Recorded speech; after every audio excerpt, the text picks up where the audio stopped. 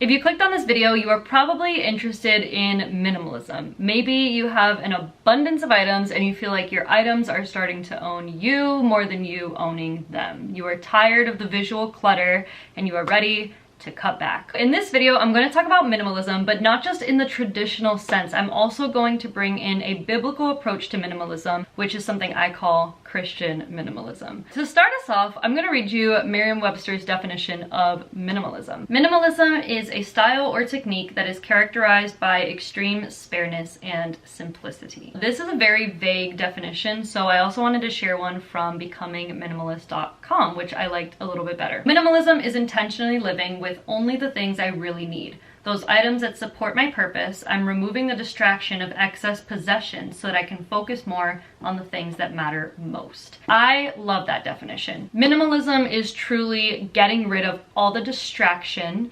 realizing that maybe a lot of the things that you bought were just a result of instant gratification, a result of the huge consumerism mindset and mentality that we have today, a result of looking at too many social media advertisements and getting sucked in, or you might have a scarcity mindset and you just really feel like you need to hold on to all of these items. They are your items. In reality, when you realize that nothing is really ours in the end, you kind of remove that bondage and that tie to your items. I really want to share a story with you guys because I don't believe in coincidences. You'll hear Christians say that a lot. I definitely heard it growing up and I never understood it. But I want to share a story of something that happened last week. So I was in Ohio and our flight was delayed 3 hours and we were notified when we were kind of driving through downtown getting ready to get dropped off at the airport. So I decided, let's just walk around downtown. Let's extend the trip, walk around, we'll get an Uber to the airport, we'll figure it out. It's 40 degrees. We don't want to walk outside because we're so cold. We had just eaten, so we can't go lounge at a restaurant or anything like that. So we go to a library. The library is 2 stories, it's huge, and we just decide to sit at this empty table on the 2nd floor. And I'm like, all right, I'm gonna go grab a book. I go to the first row of books next to the table that we sat at, and it is the Christian faith section. Not a coincidence, okay? On top of that, I don't just see any book. I see a book by Joseph Prince, who is somebody that I follow both on YouTube and on Instagram. He's written tons of books. I've only listened to one of his sermons in its entirety, and it was the one on letting go and about anxiety. And guess what? That's the book that was right there by the table that we're sitting at. I pick it up and I read the first chapter. And mind you, I have been obsessed with the idea of removing visual clutter, clear space, clear mind. We've heard that time and time again. So I have made it very clear with whoever I live with that I'm very neat, I'm very organized, I want everything in its perfect place because I have anxiety, and if I see things out of place, it's gonna make my anxiety worse, and I gotta fix what's on the outside because it helps me with what's on the inside. No. I had to take a picture of the page because what I just read out of Joseph Prince's book, it completely shifted my mindset on the subject. So this is what it says. There is a modern minimalist movement today that is all about simplifying and decluttering your surroundings. The premise behind the movement is, if you can tidy up your outside, you'll find peace on the inside. This book you hold in your hand takes a contrarian approach. The premise of Live the Let Go Life, which is the name of the book, is if you can declutter what is inside you, in your heart, your soul, and your mind, the clutter that's on the outside will be taken care of. And that was so encouraging. This whole time, I think I need to have the perfect home and the most cozy home that I can create myself in order to feel good on the inside. That is not true. You need to fix what's inside. You need to work on your relationship with the Lord, and you'll realize that everything else will be taken care of. You're not gonna wanna buy it as much because you're gonna realize you don't really need all of that. The second half of this video is things I no longer buy and how I've really simplified my purchases. How does that fit in with let's fix our inside before we fix our outside, right? Because I'm kind of telling you, stop buying all this stuff, don't make a mess. But that really only changed because I met the Lord. And now I realize that I don't need all that stuff. So I made that shift inside this year. And now I don't have that desire to keep buying and then keep decluttering and keep organizing and then bringing more in and doing the same thing over and over. I am so guilty of watching the decluttering videos and the closet cleanouts and the organizing and the cleaning.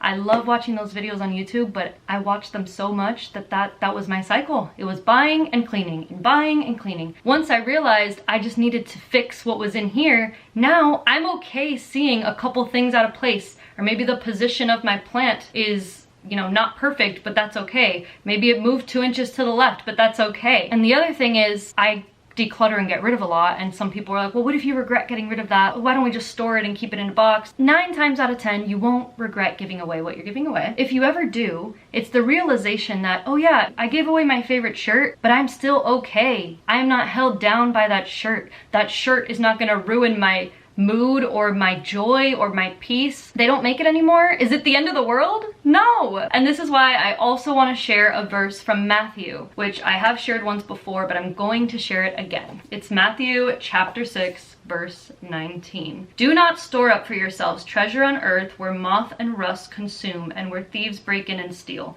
But store up for yourselves treasures in heaven where neither moth nor rust consumes and where thieves do not break in and steal. For where your treasure is, your heart is also. So if your mind is so consumed by your physical items and your treasures on earth, whether it's monetary or jewelry or shoes or whatever it is, that is where your heart is. That is a selfish heart. That is a worldly heart. That is a fleshful heart. Why do we battle this battle of flesh and spirit? Why does our flesh want to continue to do what's wrong and do the things that we know we shouldn't be doing? Because our flesh isn't coming with us after we die. Follow the Spirit. Spirit gives us eternal life. Follow the Lord, and you will realize that a lot of the stuff you feel like you need or need to do or that you need to pile up and keep, you don't really need. So I hope that gives you an idea of minimalism in a more biblical mindset, learning how to live with what you have and what you need. When you realize that these treasures on earth are temporary, this ties into people pleasing too. A lot of the times we want to buy that designer bag because we want to wear it out. We want people to see us with that name brand.